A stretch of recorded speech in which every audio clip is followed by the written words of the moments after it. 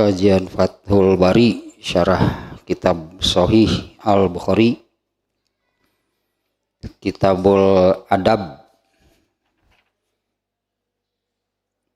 Adab Islami yang adab Islam ini merupakan pelajaran dan tuntunan hidup secara Islam.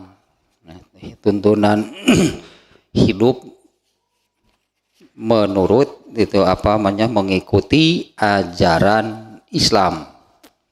Jadi Kitabul Adab ini adab Islami, jadi berupa pelajaran gitu ya, dan tuntunan hidup yang benar. Nah, dimana apabila adab Islami ini dibiasakan hingga menjadi kebiasaan, bahkan mendarah daging, maka itulah yang disebut al-akhlakul karimah. Nah, kebiasaan-kebiasaan itu yang sudah menjadi biasa, sudah menjadi bentuk diri berdasarkan ajaran Islam. Nah, itulah cara hidup yang benar. Dan kebiasaan tersebut itu dinamai al-akhlakul karimah. Dan al-akhlakul karimah itulah pintu surga. Jadi harus wajib kudu berakhlakul karimah, yaitu hidup berdasarkan ajaran Islam. Yang tentunya kan kalau sudah menjadi biasa mendarah daging artinya konsisten, berarti dilaksanakan. Nah, itulah kunci kunci surga, yaitu hidup berdasarkan adab Islami. Yang kemarin, yang terakhir bab ke-67 ini ya termasuk salah satu berarti ini adab Islami, yaitu al-ikha'u, babul ikha'i wal hilfi. Ya, bab membuat tentang persaudaraan gitulahnya, dan kesepakatan itu membentuk persaudaraan yang tentunya ini ikatannya adalah ikatan agama, ikatan Islam nih yang mengikatnya. Dulu contohnya Rasulullah SAW mempersaudarakan beberapa orang sahabat. Bahkan itu kalau yang terkenal dulu Rasulullah SAW itu mempersaudarakan satu orang sahabat dari pihak atau kaum muhajirin, satu lagi dari kaum ansor. Contohnya Salman Al-Farisi dari muhajirin, Abu Darda dari kaum ansor, dipersaudarakan. Nah, ternyata yang munculnya rasa persaudaraan di antara mereka sangat kuat. Padahal sebelumnya kan nggak kenal yang Salman Al-Farisi orang Persia, sementara Abu Darda orang Madinah, kaum Ansor, dipersaudarakan oleh Rasulullah SAW. Rasa persaudaraan mereka yang dipersaudarakan oleh Rasulullah SAW, dan ikatannya kan bukan ikatan nasab, tapi ikatan agama Islam. Kemudian Abdurrahman bin Auf juga disaudarakan oleh Rasulullah SAW dengan Sa'ad bin Robi. Nah, bahkan hal ini oleh Rasulullah SAW itu sudah dilakukan ketika masih di Mekah atau setelah di Madinah, muhajirin dengan muhajirin, bukan dengan ansor. Jadi banyaknya dulu di zaman Rasulullah SAW para sahabat itu yang dipersaudarakan satu sahabat dengan satu sahabat yang lain.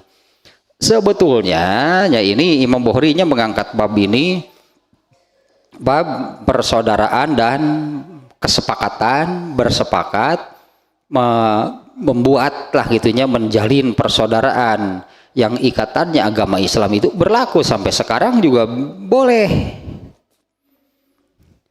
Tapi menurut saya sekarang nggak ada aja yang melakukan, kayaknya nggak ada nih sekarang ini yang melakukan seperti ini, yang bersepakat gitu untuk menjadi saudara yang ikatannya itu agama Islam. Justru kan ini akan mendorong sebetulnya ini akan mendorong untuk semakin gitulah, semakin apa namanya ya, semakin hati-hati, artinya semakin mendorong untuk semakin lebih kuat lagi, lebih tinggi lagi tentang mengamalkan ajaran Islamnya. Karena akan ada yang mengingatkan, anggaplah demikiannya. Karena apabila di antara dua orang yang bersepakat menjadi saudara dengan ikatan Islam ini, apabila yang satu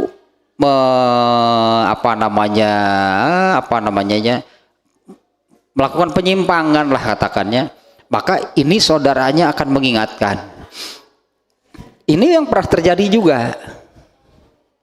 Ini pernah terjadi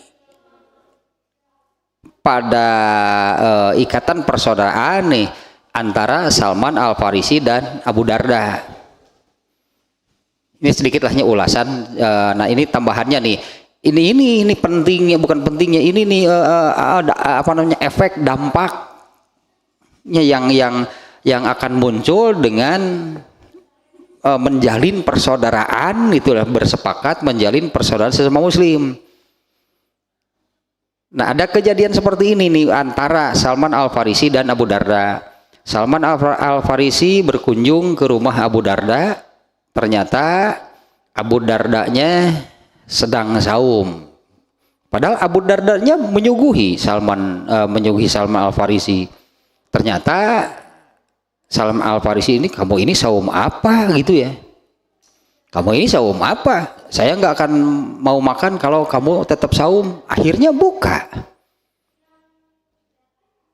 Kemudian malam harinya, ketika katakanlah baru beres sholat Isya itu, Abu Darda sudah mau sholat malam. Dan kalau Abu Darda itu kalau sholat malam lama. Salman Al Farisi ini melihat, wah kalau begini caranya, polanya, jadi malam harinya dipakai sholat malam yang lama, berarti akan kurang tidur, kemudian besoknya saum. Nah ini ada yang nggak benar gitu, ada yang perlu diluruskan nih. Kemudian Salman Al Farisi memberitahu, inna lillahi alaika haqqon, sesungguhnya bagi Allah ada hak yang harus kamu tunaikan. Inna li jasadika alaika haqqon, sesungguhnya bagi jasad kamu ada hak yang harus kamu tunaikan. Inna li ahlika, sesungguhnya untuk istri kamu, untuk keluarga kamu ada hak yang harus kamu tunaikan. Nah Salman Al Farisi menyampaikan hal tersebut juga diantaranya karena ketika datang ke rumah Abu Darda, Salman Al Farisi melihat istri Ummu Darda itu kurang perhatian lah gitu, dari penampilannya nampak, kamu seperti ini, suami kamu bagaimana, gitulah Salman Al Farisi kepada istri Abu Darda. Ya gitulah, Abu Darda asik sendiri, gitulah kurang lebih mungkinnya garis besarnya, asik sendiri saja dengan ibadahnya. Sehingga Ummu Darda sebagai istrinya gitunya merasa, atau bukan merasa, kurang diperhatikan. Nah Salman Al Farisi menyampaikan demikian. Kemudian Abu Darda menanyakan langsung kepada Rasulullah, apa benar begini? Rasulullah mengatakan Salman benar. Nah ini diantaranya manfaatnya terjadinya bersepakat untuk bersaudara, di mana ini kan bukan saudara kandung, bukan saudara yang ada kaitan nasab, tapi saudaranya itu ikatannya adalah Islam. Ternyata persaudaraan di antara mereka sangat luar biasa. Kayaknya seperti ini sudah nggak ada gitu sekarang ini di antara umat Islam gitu yang bersepakat untuk menjadi saudara dengan ikatan Islam.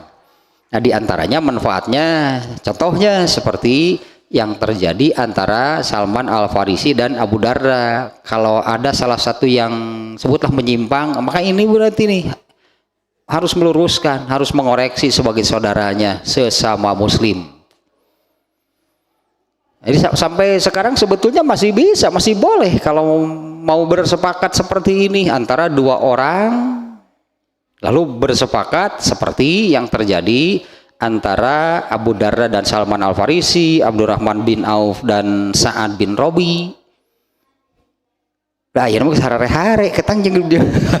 Da ayeuna mah sarare-hare panjang dulurna ge nu aya teh pan hayang silih cekek we.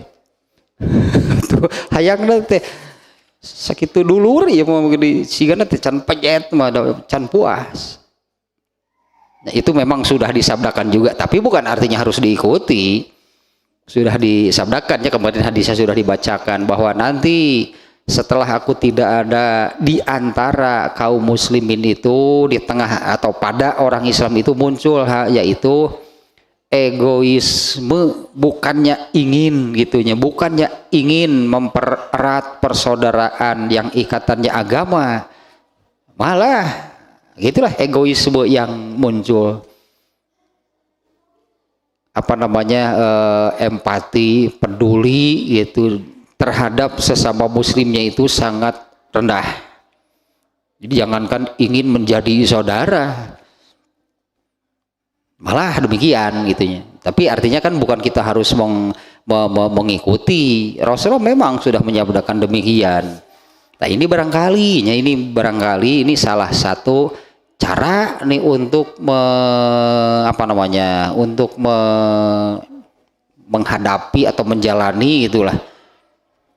Hanya ini sudah nggak ada nih kayaknya dua orang bersepakat gitunya untuk menjalin persaudaraan seperti yang dulu pernah Rasulullah contohkan. Beliau mempersaudarakan antara sahabat-sahabat yang tadi.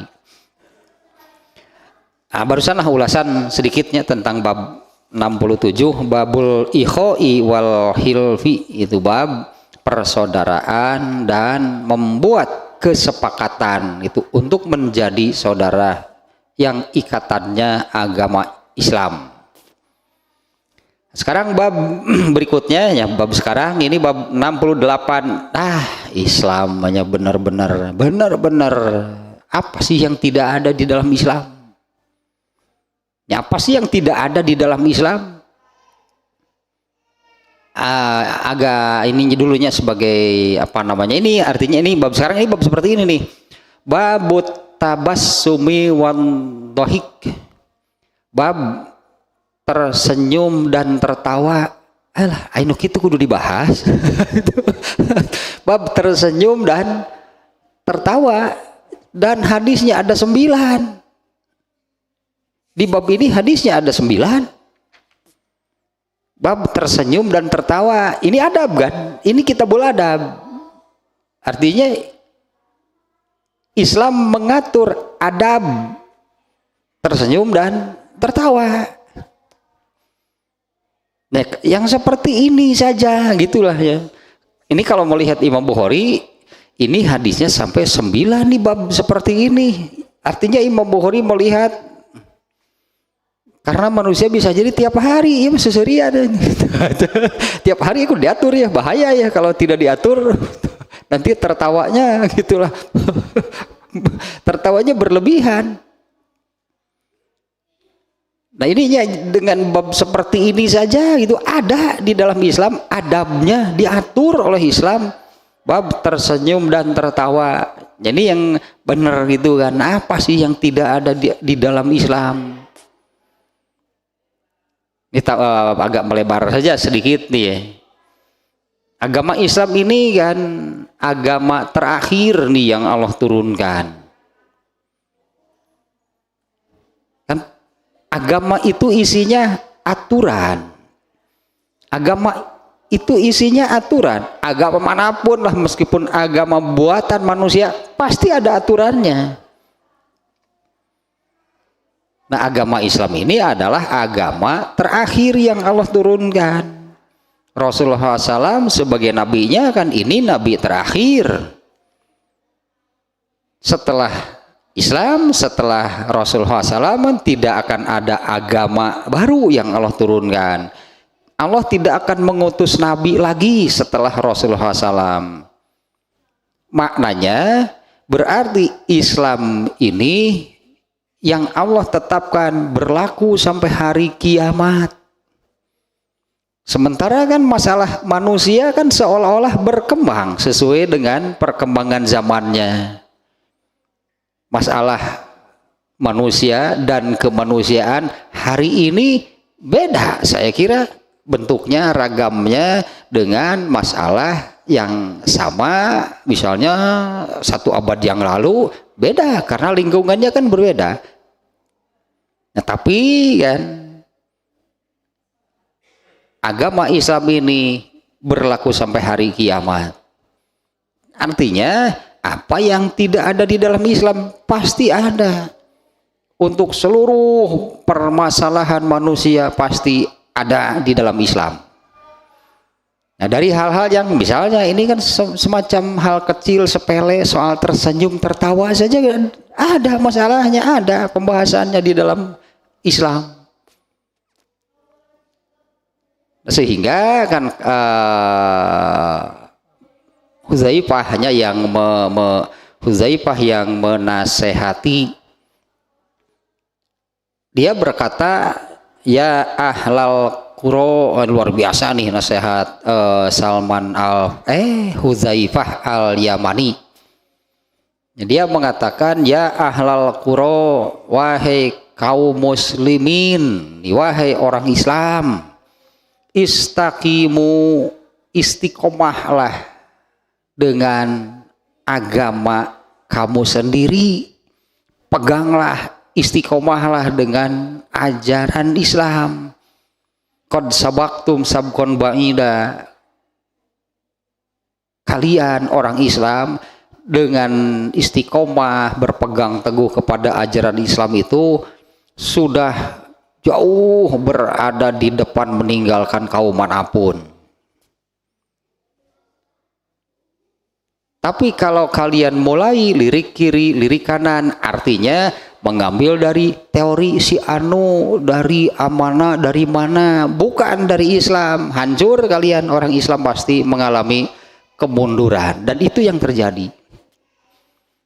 Orang Islam itu banyak yang merasa, wah ini ilmu yang hebat, padahal itu datang dari teori-teori orang kafir. Dina Islam komplit, nggak akan ada yang terlewat. Tapi orang Islamnya yang merasa apabila itu dari, ya tadilah kalau Hudzaifah mengatakan, kalau kalian mulai lirik kiri, lirik kanan, ambil dari sini, ambil dari sana, hancur kalian, pasti tersesat. Padahal sudah terbukti kan, bahkan Rasulullah SAW kan menyebut manusia-manusia terbaik sepanjang masa itu adalah para sahabat. Di mana para sahabat ini kan total mereka ini mengamalkan agama Islam langsung di bawah bimbingan Rasulullah. Jadilah mereka manusia terbaik. Orang-orang kita ini teori dari barat, merasa pang berilmu nawe gitu. Kalau memunculkan teori anu dari kafir bahkan gitunya, dari orang-orang barat, dari orang-orang kafir, merasa paling maju, merasa paling berilmu, Al-Quran dan hadis itu dianggap rendah. Nah, kembali lagi itu, tambahanlah sedikitnya. Ini judulnya demikian ya, babut tabassumi wal dhahik, bab tersenyum dan tertawa. Waqalat, tambahan judulnya ini seringnya Imam Bukhari polanya demikian. Sebelum ke hadis yang ada di bab ini, Imam Bukhari memasukkan hadis mu'allaq sebagai tambahan judul. Waqalat Fatimatu alaihassalam asarra ilayya nabiyyu sallallahu alaihi wasallam fadhahiktu. Nah, ini potongan hadis, nanti kita baca ya lengkapnya seperti apa nih ya. Fatimah berkata, Fatimah radhiyallahu anha berkata, Nabi sallallahu alaihi wasallam membisikkan sesuatu secara rahasia kepadaku. Fadhahiktu, kemudian aku tertawa. Nah, ini sudah menunjukkan nih, kalau secara ini apa namanya, judulnya hanya tentang tersenyum dan tertawa, ini sudah menunjukkan ke arah sana. Rasulullah SAW membisikkan sesuatu secara rahasia kepadaku, kemudian aku tertawa. Artinya kan Fatimah tertawa di hadapan Nabi. Kalau tertawa itu salah, pasti Rasulullah akan mengoreksi. Rasulullah nggak akan pernah membiarkan yang salah. Ini Fatimah itu ya, ketika Rasulullah membisikkan sesuatu secara rahasia, Fatimahnya tertawa. Dan Rasulullah tidak menyatakan itu salah, berarti benar. Kemudian satu lagi, wa qala Ibnu Abbasin innallaha huwa adhaka wa abka. Ibnu Abbas mengatakan, sesungguhnya Allah lah yang menetapkan, Allah lah yang menjadikan manusia itu seperti itu, yaitu menangis, yaitu manusia itu tersenyum dan tertawa. Nah, ini ayatnya di surat An-Nur ada, ternyata kan ayatnya pun itu yang seperti ini nih di surat An-Nur ayat 43. Ini apa yang dikatakan Ibnu Abbas tadi. Surat An-Nur surat ke-53 nih, ayat ke-43.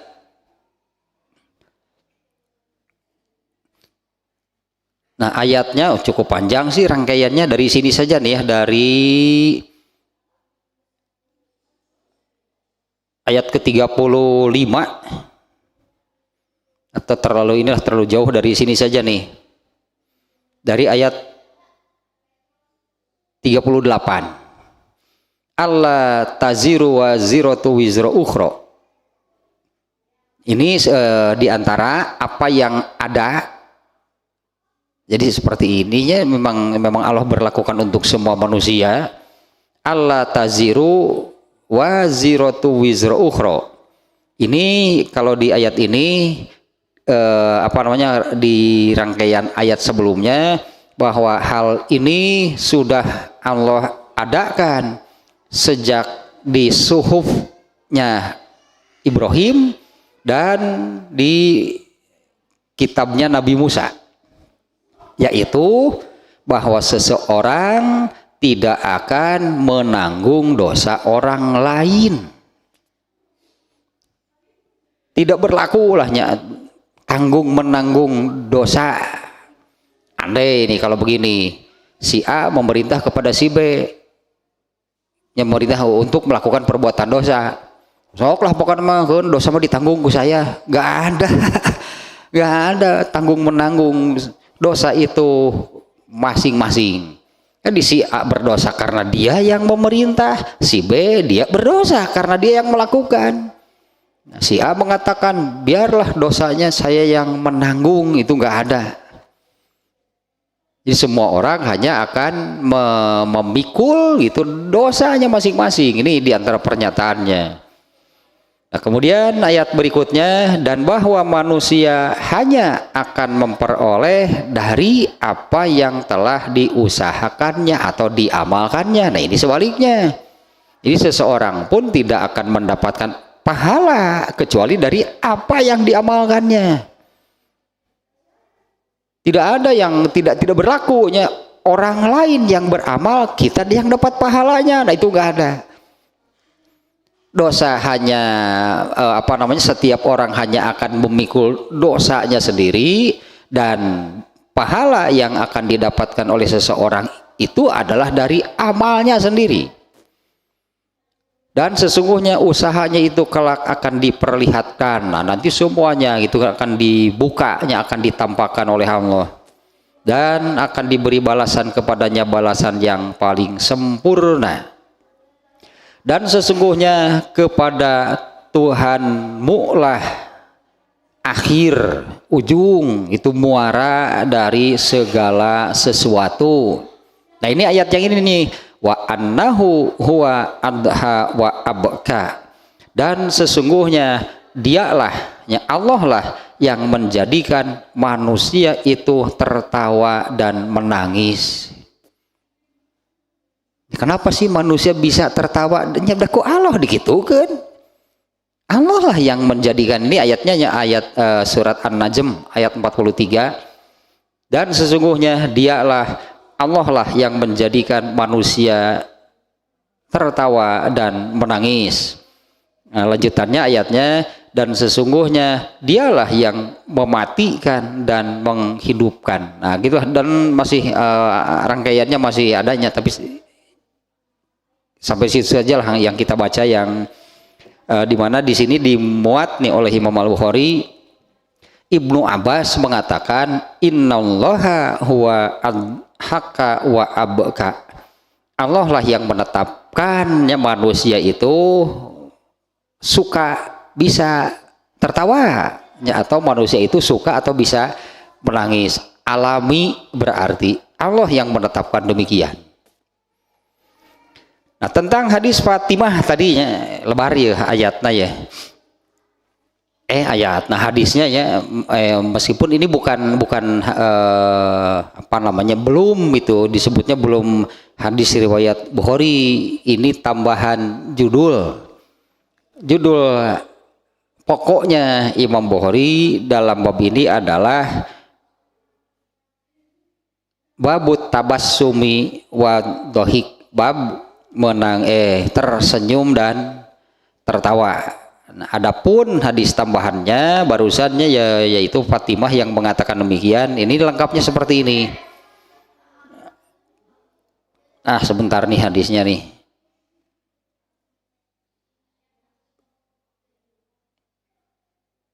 Nah hadis kejadiannya seperti ini.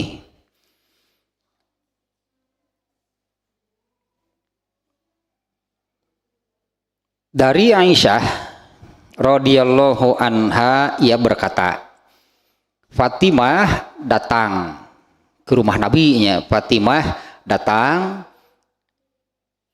dengan berjalan yang cara berjalannya mirip seperti jalannya Nabi sallallahu alaihi wasallam. Mungkin kalau laki-laki akan benar-benar persis Rasulullah gitunya. Fatimah ini nih ya, ini Aisyah mengatakan seperti ini, Fatimah datang dengan berjalan dan cara berjalannya mirip seperti jalannya Nabi sallallahu alaihi wasallam. Kalau yang laki-laki Rasulullah SAW itu anak kandungnya 6 orang meninggal lebih dulu. Kalau yang laki-laki semuanya ketika masih kecil. Kalau yang perempuan Ummu Kulsum, Ruqayyah itu meninggalnya sudah dewasa, sudah menikah bahkan. Ya, Ummu Kulsum dan Ruqayyah ini dua-duanya menjadi istri Utsman bin Affan.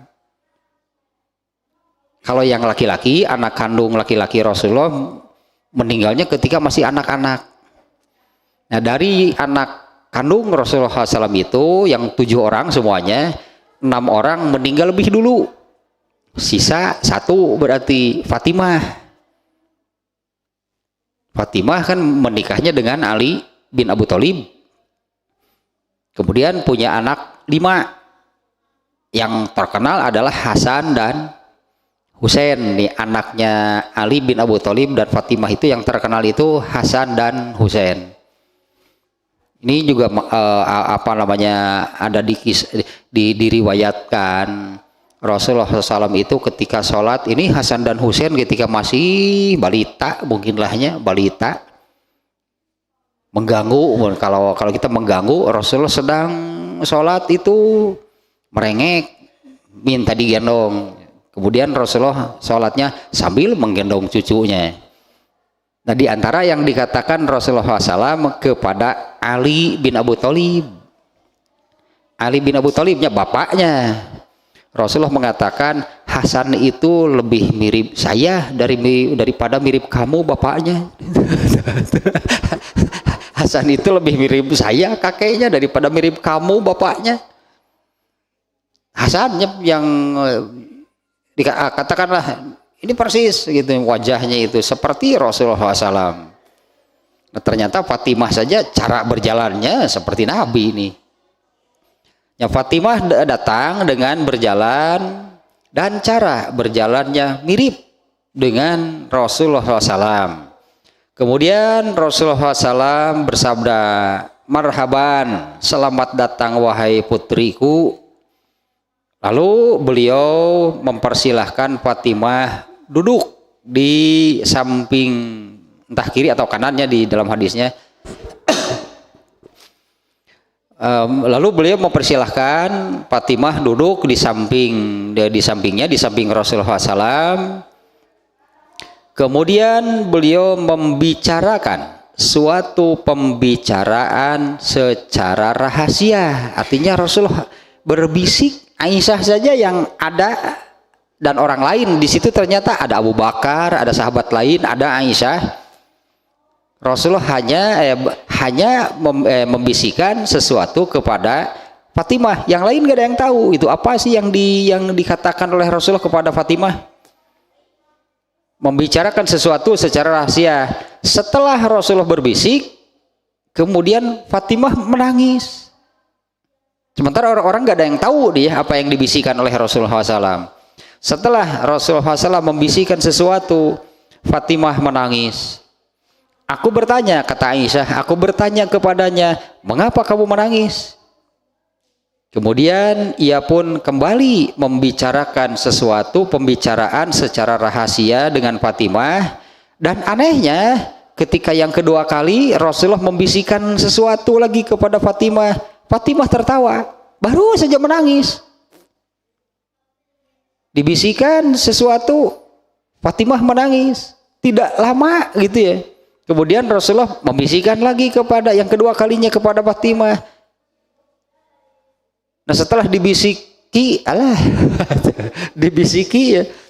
Setelah Rasulullah berbisik yang kedua kalinya, Fatimah tertawa. Nah ini yang membuat herannya Aisyah. Aku berkata, aku belum pernah melihat seseorang menangis lalu saat itu juga itu berubah. Aku belum pernah melihat seseorang gitu yang menangis kemudian saat itu juga berubah jadi tertawa. Aku pun bertanya kepadanya tentang apa yang telah dikatakan oleh Rasulullah SAW. Maka Fatimah berkata, aku tidak akan mau menceritakan pembicaraan rahasia Rasulullah SAW ini hingga beliau wafat. Jadi Fatimah nih ya tidak mau membuka, memberitahukan kepada siapapun apa yang dibisikkan oleh Rasulullah SAW hingga beliau wafatnya. Aku tidak akan mau membicarakan rahasia Rasulullah hingga beliau wafat. Di kemudian hari, nih setelah Rasulullah tidak ada, Aisyah penasaran, masih ingat kejadiannya. Di kemudian hari, aku tanyakan lagi kepada Fatimah, maka beliau berkata, maka Fatimah berkata, Nabi SAW mengatakan kepadaku, Jibril alaihissalam datang membacakan Al-Quran 1 kali dalam setiap 1 tahun. Lalu dia, malaikat Jibril itu membacakan kepadaku 2 kali untuk tahun ini dan aku tidak melihatnya. Ini nabinya kata-kata nabi nih. Dan aku tidak melihatnya melainkan itu sebagai isyarat bahwa ajalku sudah dekat. Dan sesungguhnya kamu Fatimah adalah orang pertama yang akan menyusul di antara ahlu baitku atau di antara keluargaku. Maka aku menangis karenanya. Lalu beliau bersabda lagi, apakah kamu ridho akan menjadi pemimpin para atau seluruh wanita surga? Apa kamu ridho menjadi pemimpin seluruh wanita kaum mukminin? Maka aku menjadi tertawa karenanya. Nah, ininya ya yang menunjukkan Fatimah tertawa ketika yang tadi Rasulullah membisikkan ajalku sudah dekat. Intinya demikian ya. Ajalku sudah dekat dan kamu akan menjadi orang pertama yang menyusulku dari keluargaku. Itulah yang menyebabkan Fatimah menangis. Kemudian yang keduanya adalah Rasulullah membisikkan, apa kamu ridho?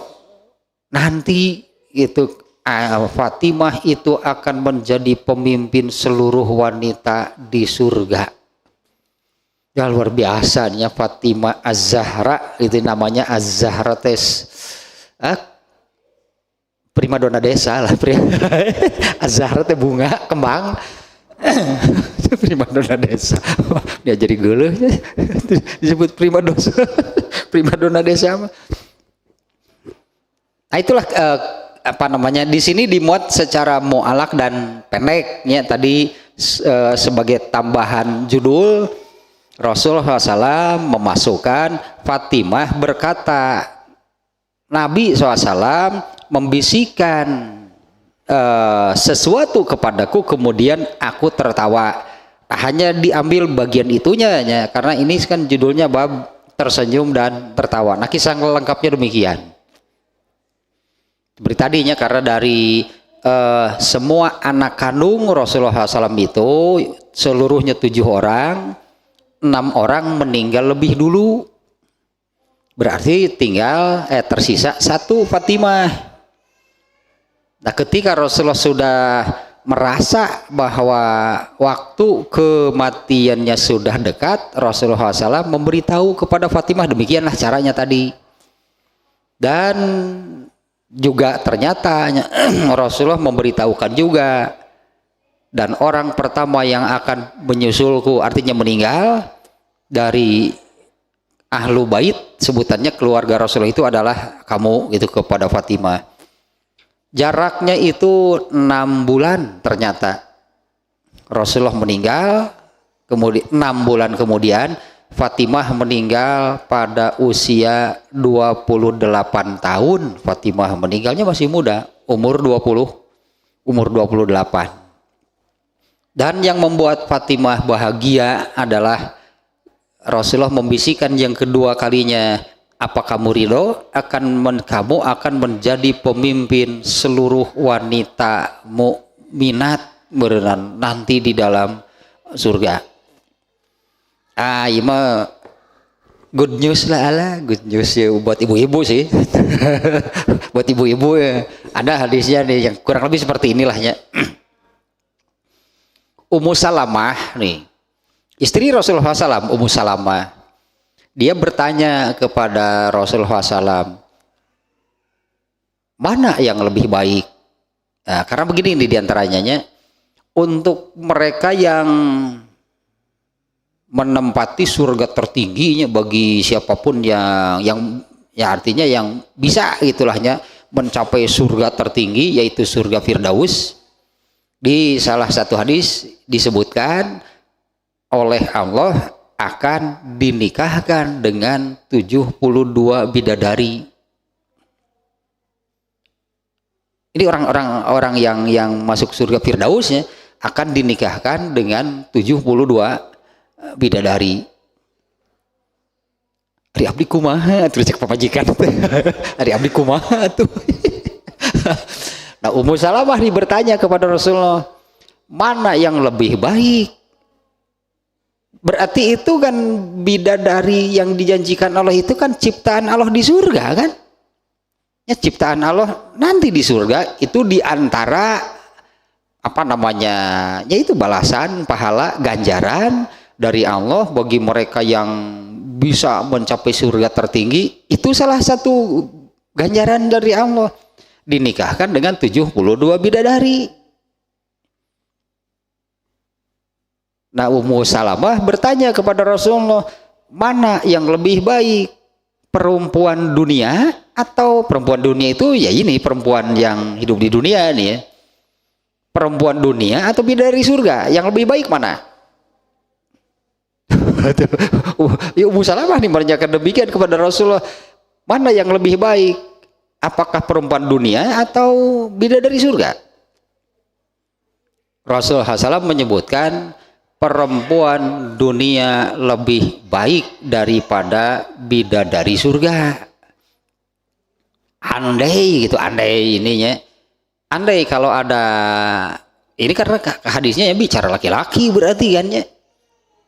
Andai kalau seorang suami itu ya, dia bisa masuk surga, dapat bidadari di sana, tapi istrinya yang masuk surga, rugi. Dalam tanda kutip, rugi. Justru yang lebih baiknya tidak hadir. Ada di sana bidadari, tapi kan perempuan dunia itu lebih baik daripada bidadari. Ternyata istrinya juga bisa masuk surga dan disatukan lagi oleh Allah dengan suaminya, tambahan bidadari aja nama. Jadi kan kata bahan bidadari, dari bumi bawa 4, dari bumi bawa 4, tambahan bidadari. Tetap bidadari itu tidak lebih baik daripada perempuan dunia. Bidadari kerengariung ya, perempuan yang dunia datang mah tuh merelu wow eraun gua, perempuan dunia perempuan hebat. Ya itulah, bahkan lebih baik daripada bidadari yang ada di surga. Kaciptaurnya bidadari kerengariumpi, datang perempuan dunia ganeng sih kepretan hiji-hiji, mau ngelawan mau ngelawan mau, karena ya mereka sudah merasa perempuan dunia itu lebih baik dari mereka. Nah kan dia kan itu ada hadis yang mereka demikiannya. Nah ternyata kan pemimpin seluruh wanita surga, pemimpin seluruh, ya pasti mukminat sihnya kan, kalau yang masuk surga mana ada kafir masuk surga. Pemimpin seluruh wanita di surga itu adalah Fatimah. Nah itulah yang membuat Fatimah tertawa gitu ya, bahagia setelah Rasulullah SAW memberitahukan demikian secara rahasia, sampai Aisyah penasaran, tadi Rasulullah membisikkan apa? Mual beja-beja cepet tiba mual beja-beja apa apa. Tapi nantilah setelah Rasulullah tidak ada mah oke lah. Ternyata kan diberitahu demikian. Nah sekarang ke hadis-hadisnya.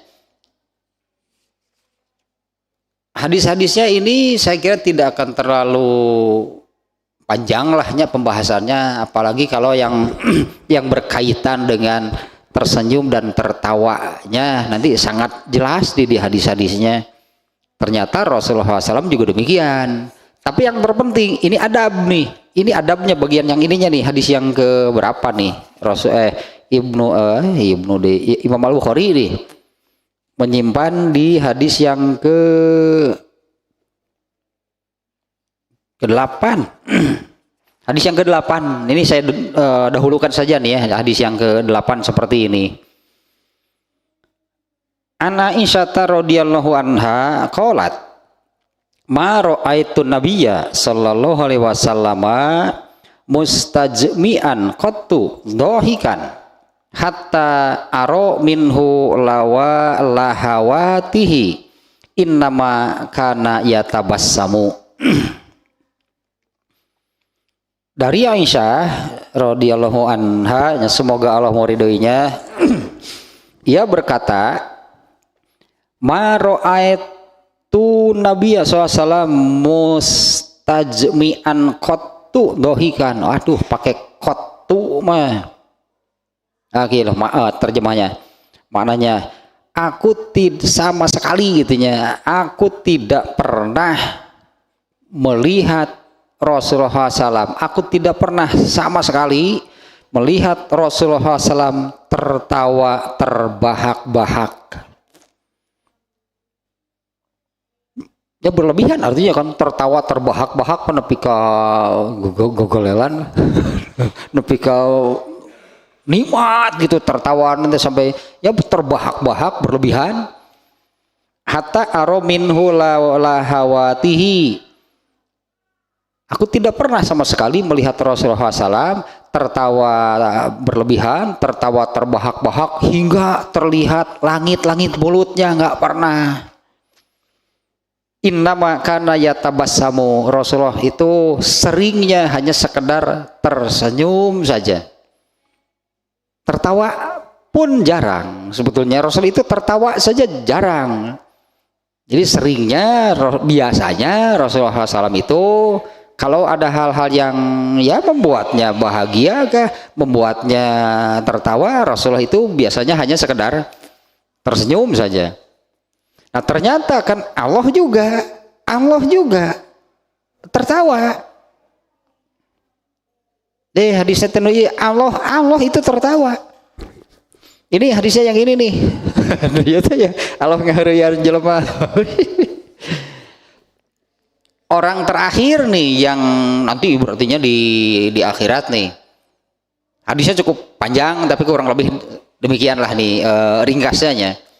Orang terakhir yang dikeluarkan dari neraka adalah orang yang hanya punya iman sebesar debu. Berarti setelah orang ini keluar dari neraka, di dalam neraka itu hanya ada mereka yang abadi, nggak akan pernah keluar. Berarti ini orang terakhir yang dikeluarkan dari neraka. Berarti kan orang yang masuk neraka tapi kemudian dikeluarkan, tidak bersamaan dikeluarkannya, ya tentu akan sesuai dengan dosanya. Bisa jadi sebutannya tiap hari ada yang selesai di masa hukumannya keluar, selesai masa hukumannya di neraka keluar. Nah ini yang terakhir nih, yaitu orang yang hanya punya iman sebesar debu.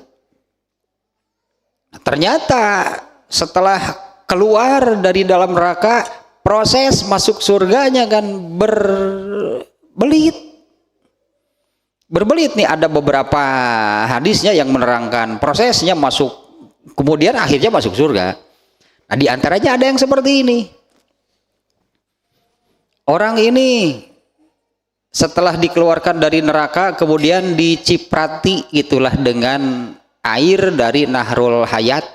Karena ketika keluar dari neraka ini mati. Orang yang tidak abadi, begitu masa hukumannya habis, siksaannya berakhir, maka orang itu akan mati di dalam neraka. Kemudian dikeluarkanlah dari dalam neraka. Lalu diciprati dengan Nahrul Hayat, dengan air dari Nahrul Hayat. Orang ini kemudian hidup. Setelah hidup, maka orang ini akan mandi di sungai tersebut.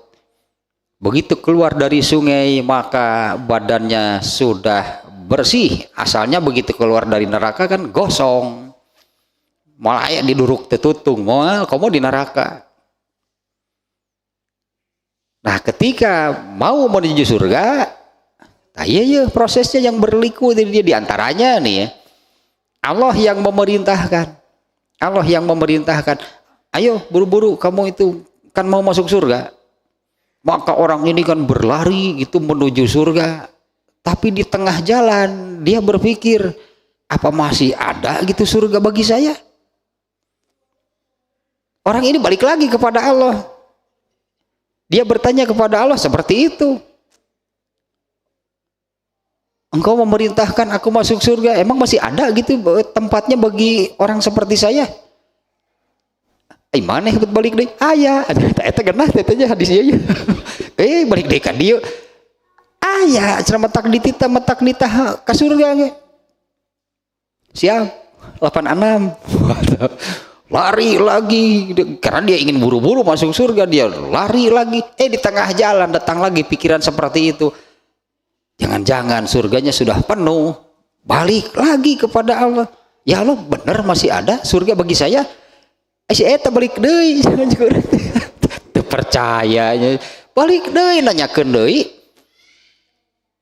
aya ada jatah untuk kamu itu ada gitu, jatah surga untuk kamu itu ada. Lari lagi, berarti yang ketiga kalinya ini kan, lari lagi ingin buru-buru ingin ke surga, tengah jalan datang lagi pikiran seperti itu, bawa sinang ngurus hurin surga anak, balik deui ka Allah, bertanya lagi ingin meyakinkan, ya Allah pasti surga bagi saya masih ada. Si eta deui wae cek Allah teh balik deui, si eta sugan teh geus asup maneh teh ka surga teh. Dengekeun sia sakali deui balik deui ku aing moal jadi sia diasupkeun ka surga teh. Cek urang balik deui moal jadi sia diasupkeun ka surga teh. Atuh Allah lah tong ngaharuyan. Teh gitu eta teh. Ya Allah, apa engkau ini mempermainkan saya?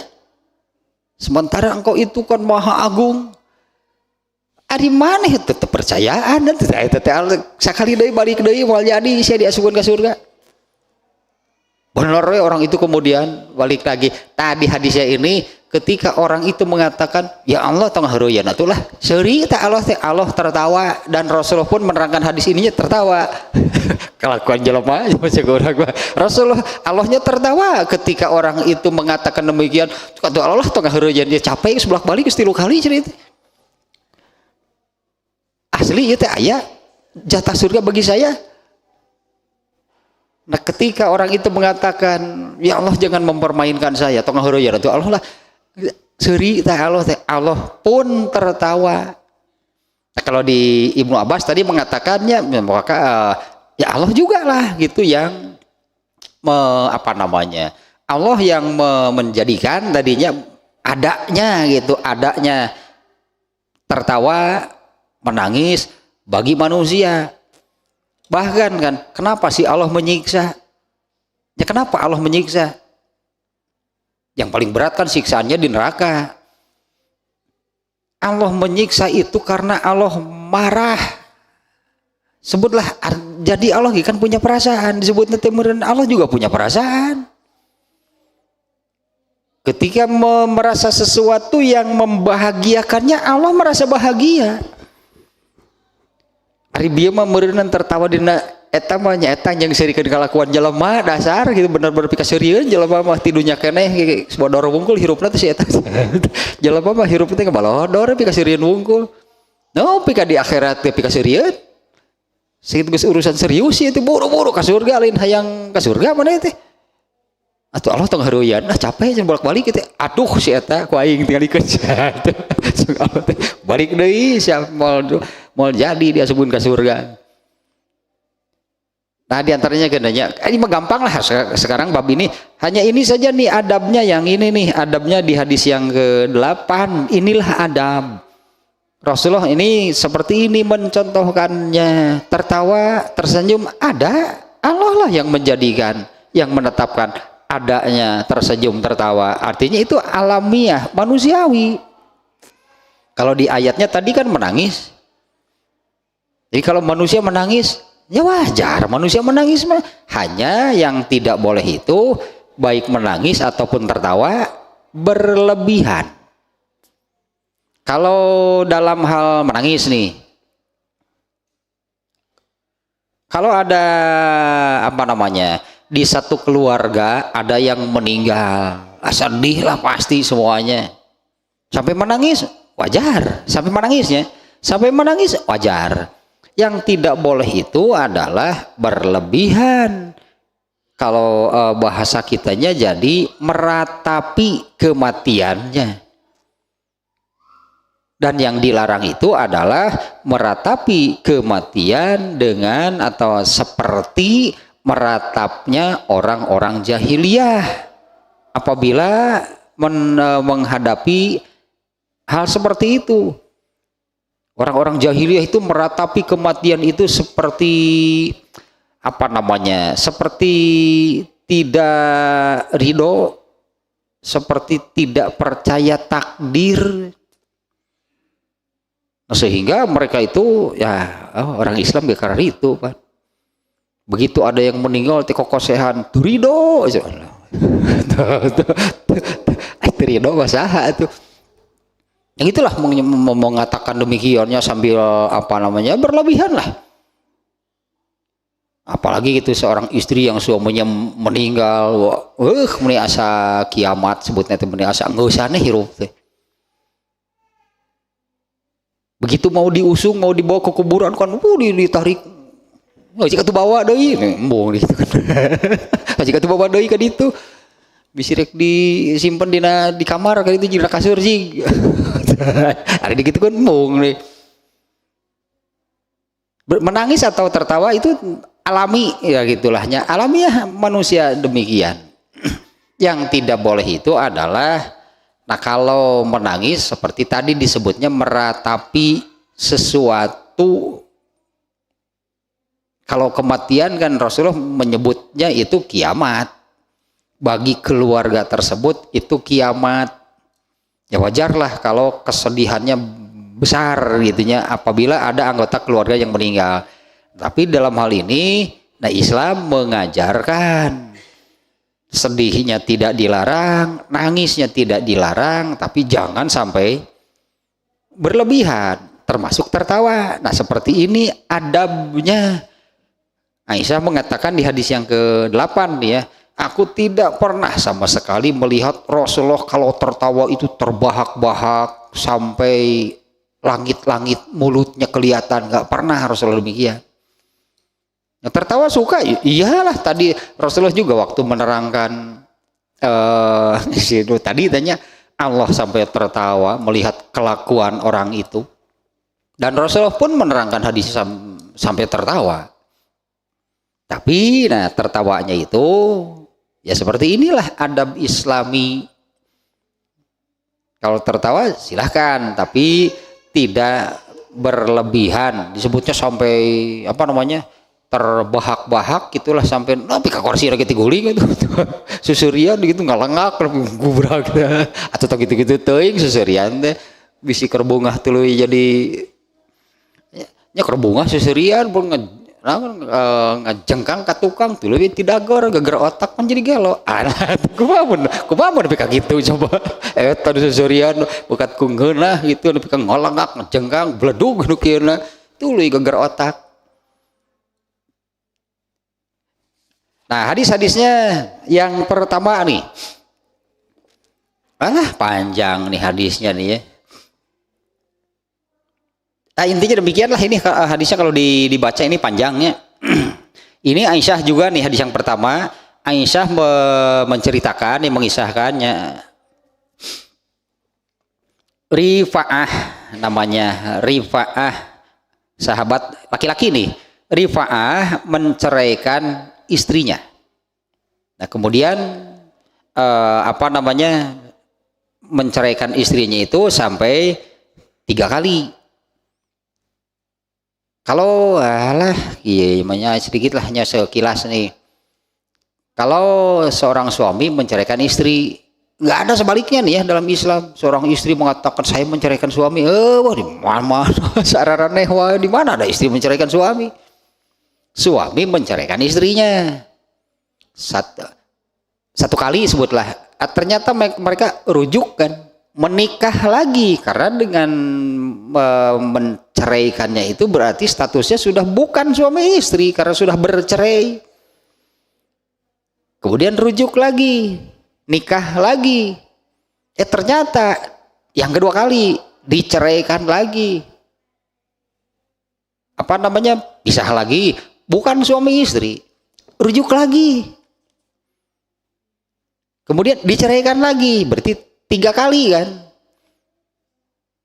Cok lagu eta mah talak tilu sakalian, talak tilu sakalian nya hiji-hiji talak mah nyolnya talak tilu sakalian.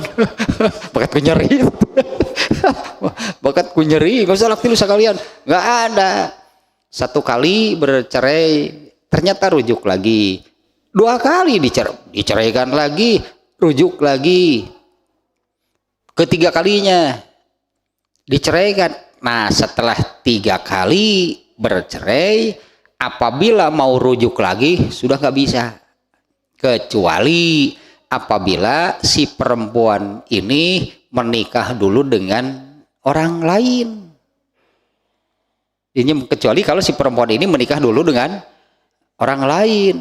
Tapi jangan akal-akalan. Dermayar dibayar soklah menikah tapi langsung ceraikannya supaya dia bisa menikahi istrinya, mantan istrinya lagi. Muhalil namanya di dalam Islam itu haram begitu teh. Ya muhalil teh supaya bisa halalnya menikah lagi ya, padahal cerainya sudah 3 kali. Tapi ayah merenan kasus nama padahal 3 kali mah tugas nista mah jauh utama manggus sih nggak usah. Emang nu kaopat mau cerai deui gitu. Geus 3 kali mah siga nama rada hese. Nah, ini Rifa'ah menceraikan istrinya ya, sampai ke 3 kalinya. Lalu mantan istrinya berartinya dinikahi oleh Abdurrahman bin Zubair. Berarti ini dinikahi orang lain ya istrinya. Setelah 3 kali diceraikan, istrinya, mantan istrinya dinikahi oleh Abdurrahman bin Zubair. Lalu istrinya itu datang kepada Rasulullah SAW. Istrinya nih ya, yang statusnya sekarang kan istri Abdurrahman bin Zubair. Datang kepada Rasulullah SAW, kemudian berkata, "Ya Rasulullah, innaha kanat bukan istrinya nih, Aisyah nih yang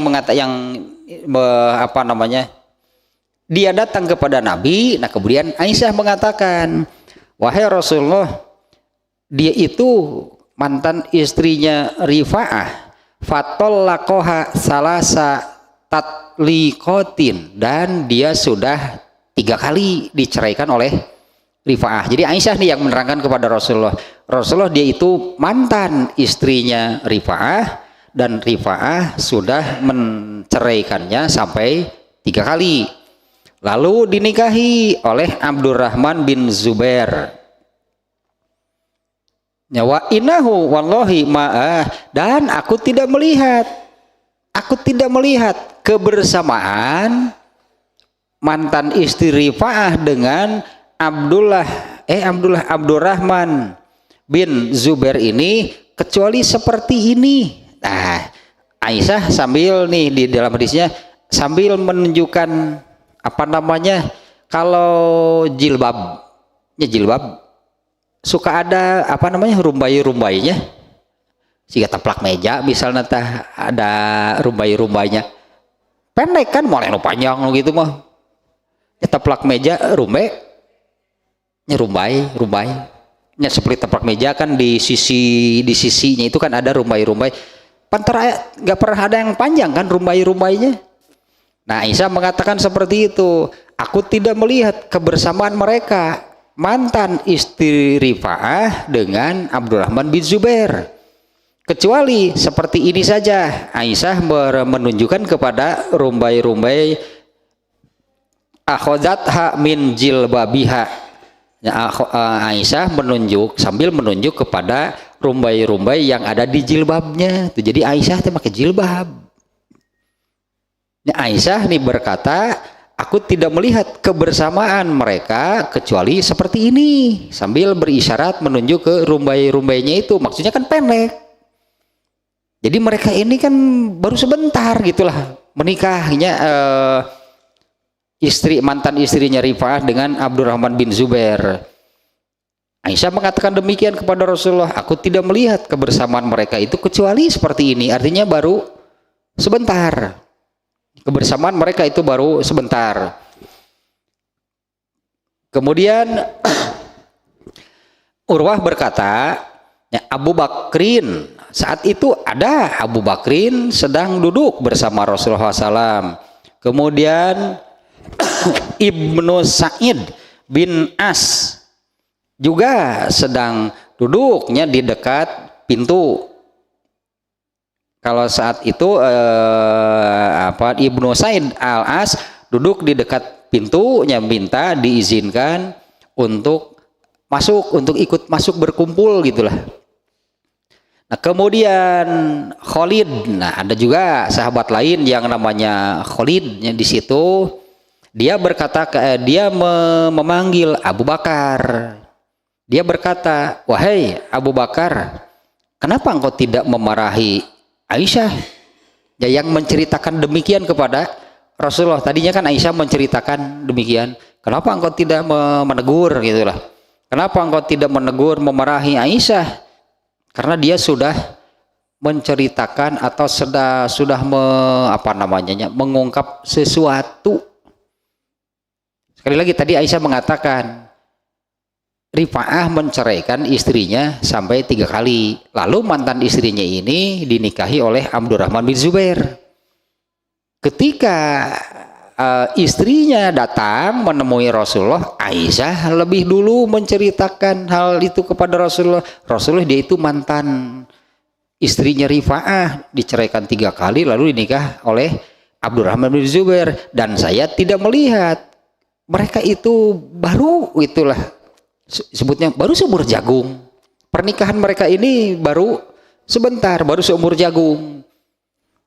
Nah, Khalid berkata kepada Abu Bakar, wahai Abu Bakar, kenapa engkau tidak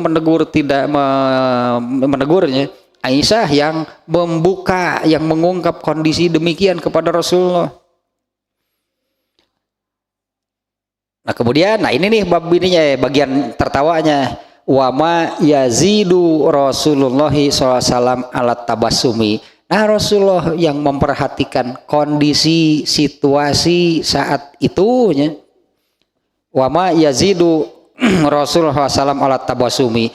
Ternyata Rasulullah hanya tersenyum saja gitu melihat kejadiannya, melihat obrolannya gitu saat itu ya. Dan tidak Rasulullah SAW tidak lebih dari tersenyum gitulah mungkinnya.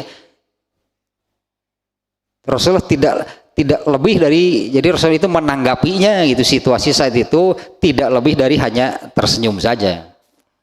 Kemudian Rasulullah bersabda, la'allaki turidina antarji'i ila Rifa'ah. Rasulullah kabaca ternyata. Kamu ingin kembali kepada Rifa'ah ya, orang. Kamu ini Rasulullah bicara kepada mantan istrinya Rifa'ah. La'allaki turidina antarji'i ila Rifa'ah. Kamu ingin kembali kepada Rifa'ah ya. Ya karena ini pernikahan dengan Abdurrahman bin Zubairnya kan baru seumur jagung. Kemudian datang kepada Rasul, mau apa? Nah ini Rasulullah sudah bisa membaca nih ternyata. La'allaki turidina antarji'i ila Rifa'ah. Kamu ingin kembali kepada Rifa'ah ya. Jangan. Ini Rasulullahnya semacam menganjurkan gitulahnya. Itu jangan. Hatta tazuki uslatahu wa yazuko uslataki. Baru seumur jagung kan gitulah lakunya. Pernikahan kamu dengan Abdurrahman bin Zubair kan baru seumur jagung. Jangan. Nah, kamu ingin kembali kepada Rifa'ah ya? Jangan. Nikmati dulu lah gitulah menunjuk orang mah. Kalau ini terjemah harfiahnya ya, jangan hingga kamu merasakan madunya suami kamu dan suami kamu merasakan madunya kamu. Jadi seolah-olah nikmati dulu berumah tangga dengan Abdurrahman bin Zubair baru seumur jagung. Ingat mantan, baru seumur jagung. Oh ingat mantan, ingin balik lagi. Ulah gitu oleh Rasulullah ini. Jangan, jalani dulu, rasakan dulu gitulahnya berumah tangga berartinya. Rasakan dulu berumah tangga dengan suami kamu.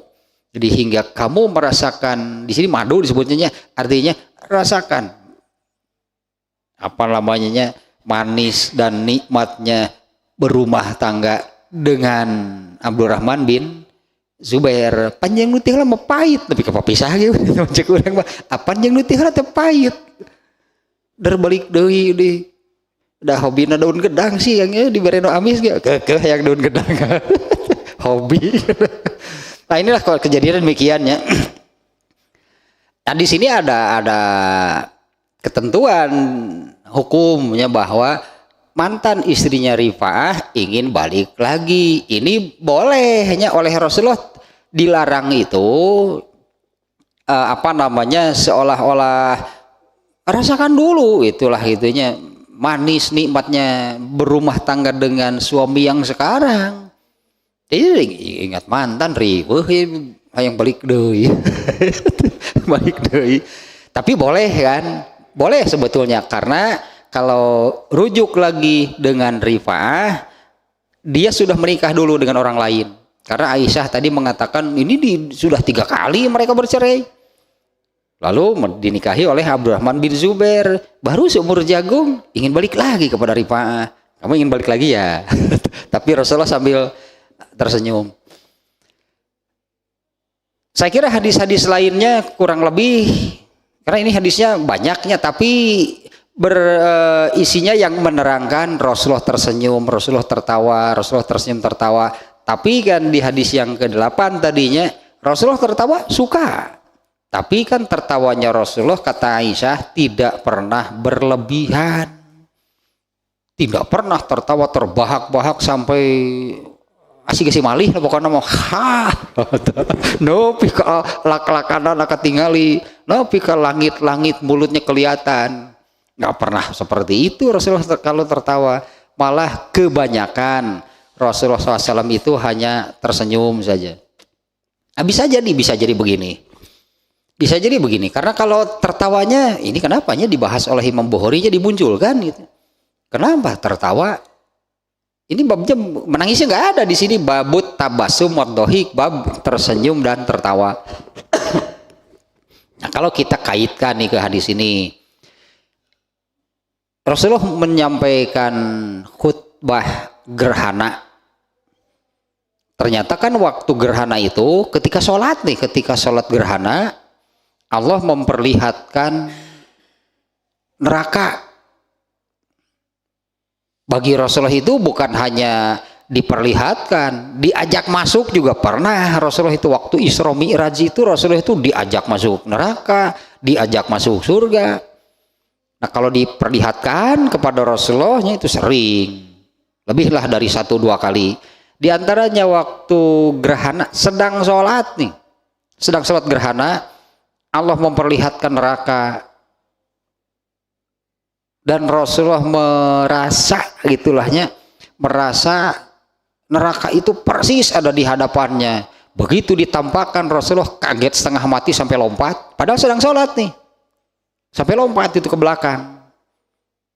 Kemudian ketika kemudiannya diperlihatkan surga, Rasulullah lompat lagi ke depan. Ketika ditanya kenapa demikian, Rasul menjawabnya demikian. Tadi diperlihatkan neraka kepada aku kaget bukan main, karena neraka itu seolah-olah persis itu di hadapan muka aku. Maka Rasulullah refleks lah gitu, semacam ya menghindar karena takut terbakar sampai lompat ke belakang. Ketika diperlihatkan surga, Rasulullah lompat lagi seolah-olah begitu lompat itu masuk ke surga. Nah, ini masalah ini sebetulnya di dalam khutbahnya, nah kemudian disampaikan, karena waktu sholatnya tadinya Allah memperlihatkan surga dan neraka. Di dalam khutbahnya Rasulullah SAW menyampaikan, salah satunya yang disampaikan adalah, kalau saja kalian melihat apa yang aku lihat. Itu kan sebelumnya waktu sholatnya diperlihatkan surga dan neraka. Kalau saja kalian melihat apa yang aku lihat, pasti kalian akan lebih banyak menangis dan sedikit tertawa. Bukan lebih banyak, pasti kalian akan sering menangis dan jarang tertawa. Mun cek urang Sunda mah mun apal, mun ningali itu nu katingali ku Nabi geus moal bisa seuri hirup teh moal. Mungkin bahasa Sunda mah kitu teh, geus moal bisa seuri moal ceurik we. Justru mungkin tidak akan berhenti menangis.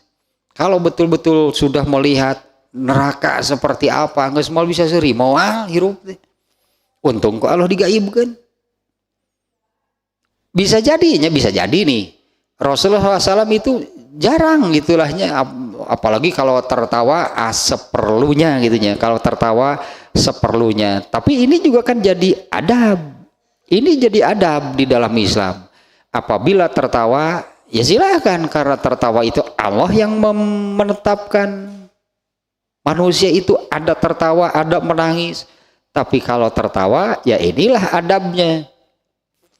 Nah, saya kira ini meskipun hadisnya banyaknya dengan berbagai kejadian, di mana Rasulullah tersenyum, tertawa. Bahkan satu lagi nih ada seperti ini. Rasulullah itu memakai semacam selimut, intinya selimut musim dingin. Rasulullah pakai selimut yang ternyata di bagian seperti ini nih, di bagian pinggir selimut itu bahannya itu tebal dan kasar. Nah, ketika dipakai, datanglah seorang Arab kampung. Begitu dekat Rasulullah, ditarik baju Rasulullah, ditarik gitunya, ditarik sekeras-kerasnya sampai ada lecet bekas di pundak Rasulullah SAW gitu, ada bekasnya. Ternyata Rasulullah SAW melihat kejadian itu, beliau hanya tersenyum saja. Nah, akan bahaya nantinya kola. Tibatan ambak mending geus jeung pikasirieun. Gitu Rasulullah. Tibatan ambak pada lain jelema carekan gitu mah. Gitulah jelema teh lain kudu dicarekan jelema nu kitu mah, anggeus mending jeung pikasirieun lah. Rasulullah SAW hanya tersenyum. Jadi perbandingan lagi aja. Ketika Rasulullah SAW dan para sahabat sedang ada di masjid, masuklah nyai Arab nutunya kola aja ya, masuklah seorang Arab kampung ke dalam masjid, lalu kencing di salah satu sudut masjid. Para sahabat marah. Kalau para sahabat kan berpikir, ini kira-kira masjid orang masa kencing di dalam masjid. Begitu para sahabat mau memburu orang tersebut, Rasulullah menghalangi, udah biarkan. Rasulullah membiarkan orang itu kencing sampai selesai di dalam masjid. Setelah selesai, kemudian Rasulullah memerintahkan, bukan kepada orang itu, kepada sahabat, bersihan. Dulu kan dibersihkannya dengan cara disiram, karena lantainya tanah, disiram, menyerap ke bawah, hilang najisnya. Yang diperintah para sahabat, bukan orang itu. Tidak dimarahi, tak itu oleh Rasulullah, tidak lain carekan nu gitu mah, banyak jelema nu di masjid, urang mah di masjid dicarekan. Karena bagi orang itu apa bedanya di luar dan di dalam masjid? Masjid itu apa? Mereka dia nggak paham, dia nggak ngerti. Kalau para sahabat yang sudah paham, makanya mereka marah. Sehingga Rasulullah memerintahkan para sahabat, ambil air. Kalau bagi para sahabat itu jadi amal soleh, membersihkan masjid. Kalau orang itu diperintah, ambil air siram, mau jajal gitu ya, mau seumur umur, iraha makanya yang kudu nyeblok. Culeo, saya pokoknya debat. Orang itu kalau diperintah menyiram, mereka ngerti, dia ngerti nggak? Seumur umur saya kencing, nggak pernah saya menyiram kencing saya. Nggak saya dah, apalagi di padang pasir, air kencingnya sebelum capai tanah juga sudah menguap. Sambil menepi karena tanah, itu menguap.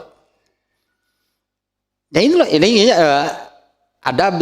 Saya kira ini saya tidak akan melanjutkan hadisnya, berbagai kejadian lah yang menunjukkan Rasulullah juga tersenyum, Rasulullah juga tertawa apabila memang ada sesuatu yang menyebabkan tertawa, itu kan nggak bisa dihalangi. Jadi disebut ulah cerik, tak bisa, ulah cerik, tong diceng-cerikan, cerik, boleh menangis, boleh tertawa, tapi ada adabnya, gitulah intinya nih ya. Karena ini kalau dilanjutkan juga hadisnya banyak, tapi intinya sama gitu, bahwa Rasulullah SAW itu suka tersenyum, suka tertawa, tapi yang penting adalah di hadis yang ke-8, kalau tertawa tidak pernah berlebihan, ya, tidak pernah berlebihan sampai disebutkannya sampai langit-langit mulutnya itu kelihatan, artinya kan membuka mulut si malih lah berenang munsuri bari tangga tuh nepi ketinggali segalana.